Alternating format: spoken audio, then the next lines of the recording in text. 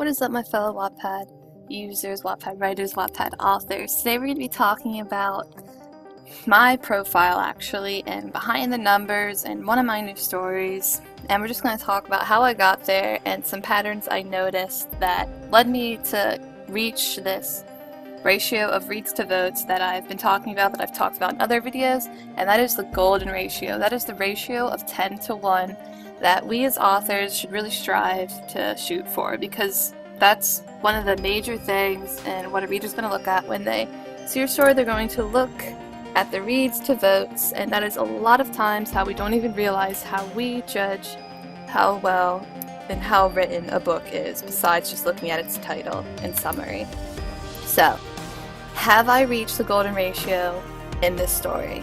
Well, let's look. I have 484 reads, 85 votes. So that's over a 10 to 1 ratio, which is pretty good. That's almost like, I'd say like 4 to 1, which is pretty good.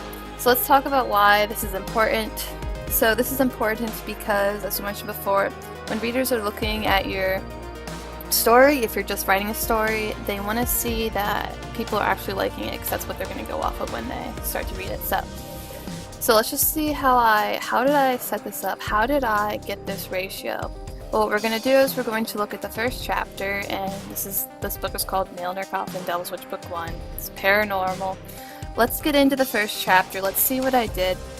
So the first thing when we open up my chapter is we see this picture here. Now, when we make our first chapters, one of the no-nos we want to stay away from is having videos, is having memes, is having weird pictures thrown in here inside of the first chapter. We don't want to have pictures cluttered in our first chapter.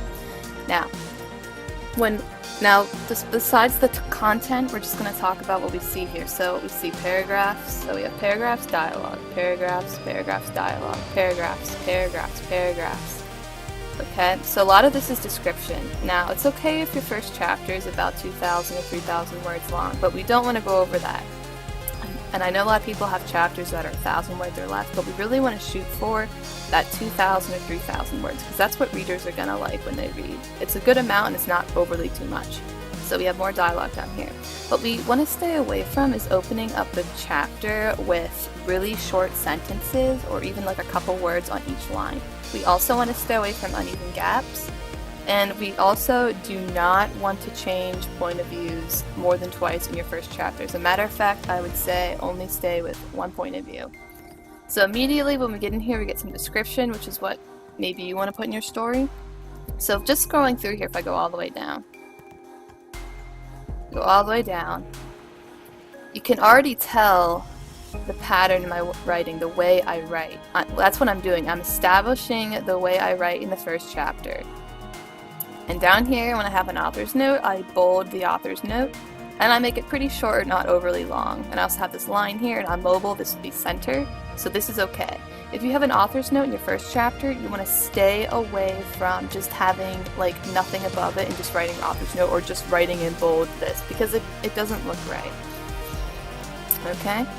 So going in here, this looks like when someone reads this, they're probably going to think this is a legit story, because one, I don't have sentence fragments, I'm not using choppy word sentence. What we really want to focus on in your first chapter is setting the foundation for how you're going to write. This chapter should be like perfect. Like, you don't want grammar errors, you don't want short sentences, you don't want dialogue where you're not indicating who's talking, and you don't want to switch around points of view. Okay?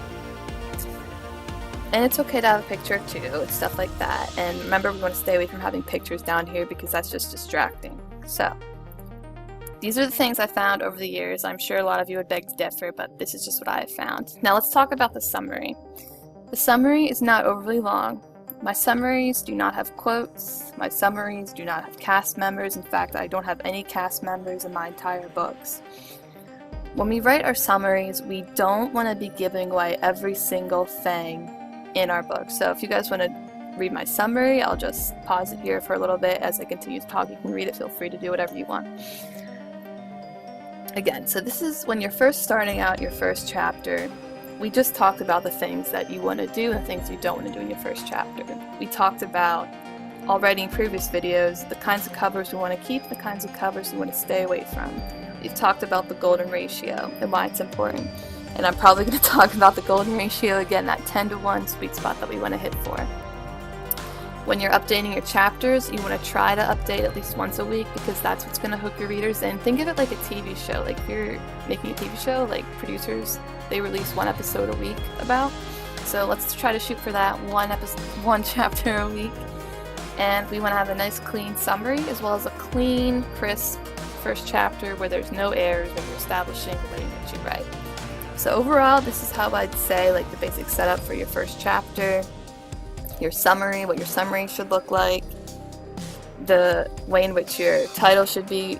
See how my title, like I've talked before, and how to make your title, your cover more pleasing. You want to have the title in big bold letters so it's clear to read, because remember, most people are reading on mobile now, so they need to see it easily. When they first look at your cover, they should be able to see what it says. I have the specifically which book it is also in white, and then my author's name is up on top, which I actually really didn't like doing, but I threw it up there anyway because it's just fitting. And you do have to look a lot closer to see it, but I really don't like my author name like sticking out really sharply, so that's okay in my opinion, as long as they can read it, if they really try.